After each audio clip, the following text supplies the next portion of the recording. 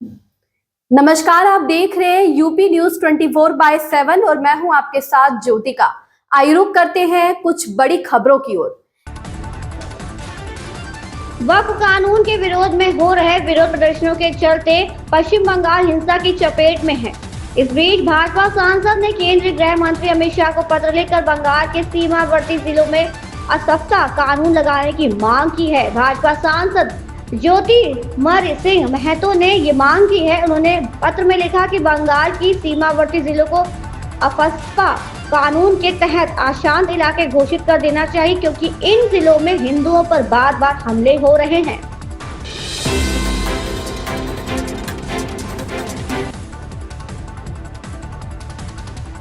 मुर्शिदाबाद में जारी हिंसा के बीच पूर्व क्रिकेटर और टीएमसी सांसद यूसुफ पठान का एक सोशल मीडिया पर चर्चा का विषय बना हुआ है। इसको लेकर भाजपा और यूजर्स लगातार रूप से टीएमसी सांसद की आलोचना कर रहे हैं।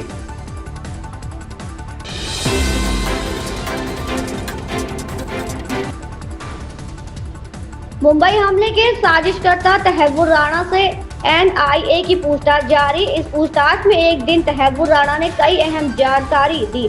अब एनआईए राणा से दुबई लिंक को लेकर पूछताछ कर रही है। ये पता लगाने की कोशिश कर रही है कि तहव्वुर राणा ने साल 2008 में मुंबई में किस व्यक्ति से मुलाकात की थी। एनआईए को शक है कि दुबई के उस व्यक्ति को भी मुंबई हमले की जानकारी हो सकती है।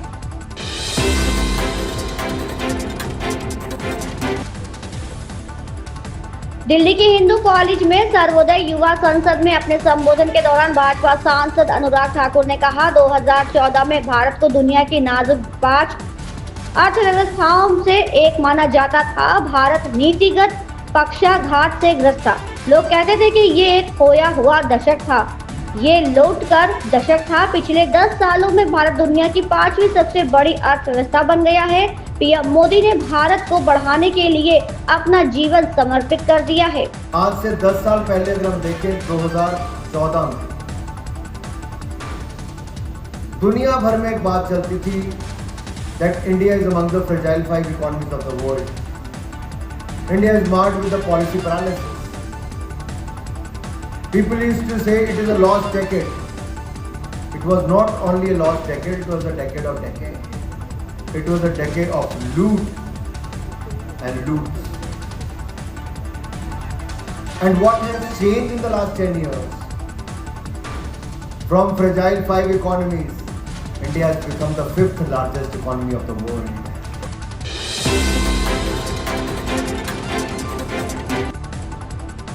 प्रधानमंत्री नरेंद्र मोदी ने रविवार को बैसाखी के अवसर पर देशवासियों को शुभकामनाएं दी। पीएम ने सभी के जीवन में खुशहाली और नई उम्मीद की कामना की। साथ ही आज के दिन 13 अप्रैल 1919 के जलियांवाला बाग हत्याकांड में शहीद हुए लोगों को श्रद्धांजलि दी। उन्होंने इस दुखद घटना को भारत के इतिहास का एक काला अध्याय बताते हुए कहा कि शहीदों का बलिदान देश की आजादी की लड़ाई में बड़ा मोड़ साबित हुआ।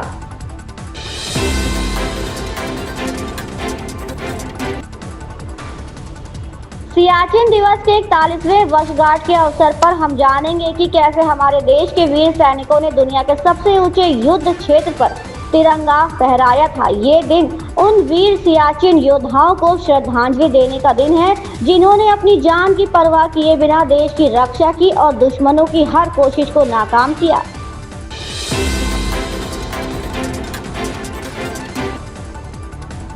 कर्नाटक में जाति जनगणना आयोग ने आरक्षण प्रणाली को लेकर राज्य सरकार को एक बड़ा सुझाव दिया। आयोग ने शिक्षा और नौकरियों में अन्य पिछड़ा वर्ग के लिए आरक्षण को 32% से बढ़ाकर 51% करने की सिफारिश की है। रिपोर्ट के अनुसार अगर ये प्रस्ताव लागू होता है तो राज्य में कुल आरक्षण बढ़कर 85% हो जाएगा।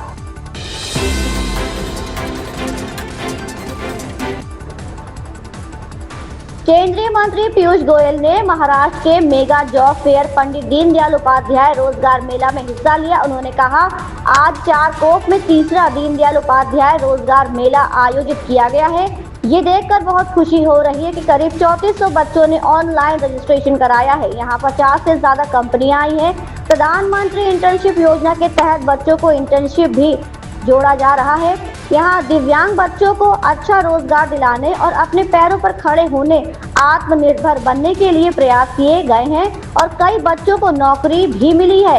इसी कड़ी में हम 1 साल के अंदर 1 लाख बेरोजगार लोगों को रोजगार देने का काम करेंगे।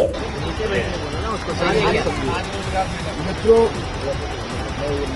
आज तीसरा दीनदयाल उपाध्याय रोजगार मेला चारकोप में हमारे लोकप्रिय आमदार मेरे भाई योगेश सागर जी के प्रयासों से संपन्न हुआ है।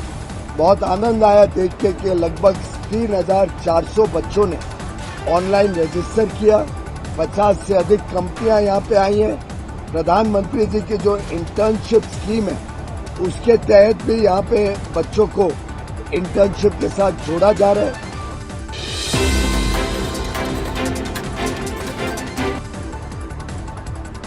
डोनाल्ड ट्रंप प्रशासन के नए नियम से अमेरिका में रह रहे आप्रवासियों की मुश्किलें और बढ़ गई हैं। दरअसल अब सभी आप्रवासियों को 24 घंटे अपने कानूनी दस्तावेज और पहचान पत्र साथ रखने होंगे। राष्ट्रपति ट्रंप का नया कार्यकारी आदेश अतिक्रमण से अमेरिकी लोगों की सुरक्षा 11 अप्रैल से लागू हो गया है। इसका उद्देश्य अमेरिका में रह रहे अवैध आप्रवासियों को पकड़ना और उन्हें निर्वासित करना है।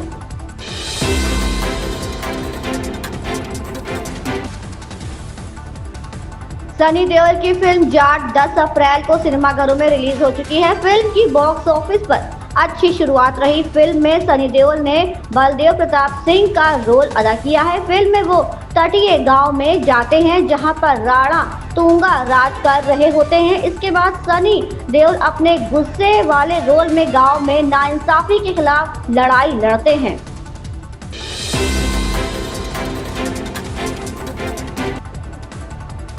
आंध्र प्रदेश के उप मुख्यमंत्री और मशहूर फिल्म स्टार पवन कल्याण के छोटे बेटे मार्क शंकर पाउनोचिच की हाल ही में एक छोटे हादसे का शिकार हो गए थे। सिंगापुर में उनके स्कूल में लगी आग की घटना में मार्क को हाथ और पैरों में चोटें आई हैं। इसके अलावा धुएं के कारण उन्हें सांस लेने में भी दिक्कत हुई। इस खबर ने पवन कल्याण के प्रशंसकों को चिंता में डाल दिया था, लेकिन अब राहत की बात यह है कि मार्क की सेहत में तेजी से सुधार हुआ है और वो अपने माता पिता के साथ भारत लौट आए हैं।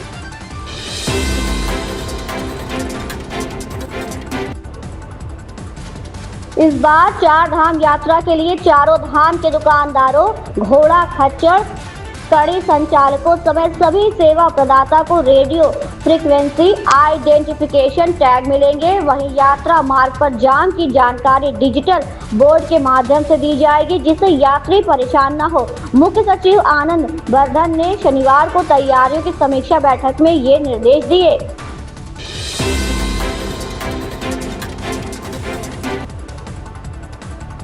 लोकसभा में विपक्ष के नेता राहुल गांधी नारनौल के फैशन डिजाइनर विक्की सैनी की फैक्ट्री में पहुंचे। विक्की सैनी ने 2016-17 में दिल्ली के हौज खास के पास शाहपुर जाट में फैक्ट्री लगाई थी, जिसमें करीब 40 कारीगर कार्य भी कर रहे हैं। अब उनकी फैक्ट्री में 5 अप्रैल को राहुल गांधी ने पहुंचकर अनेक मुद्दों पर चर्चा की। बता दें, राहुल गांधी ओबीसी वर्ग से जुड़े ऐसे व्यापारियों को लेकर सर्वे कर रहे हैं जिन्होंने जीरो से अपना कारोबार शुरू किया है।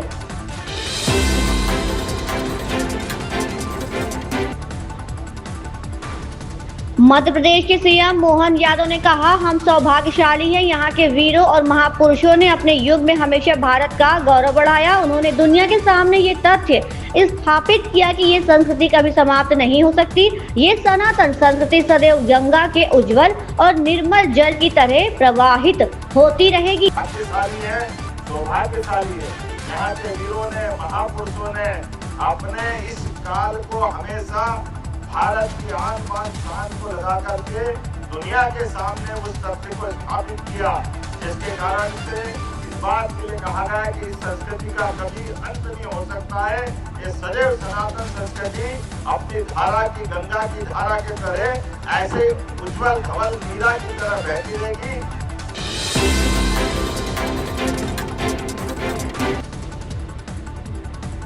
रेलवे ने शनिवार शाम को बाड़मेर हावड़ा सुपरफास्ट ट्रेन को बाड़मेर से हावड़ा तक के सभी स्टेशनों के बीच इलेक्ट्रिक लोको से संचालित किए जाने की बात कही है। ये बदलाव बाड़मेर के लोगों के लिए बेहद फायदेमंद साबित होगा, क्योंकि इससे यात्रा का समय कम होगा और यात्रियों को एक आरामदायक सफर का अनुभव मिलेगा।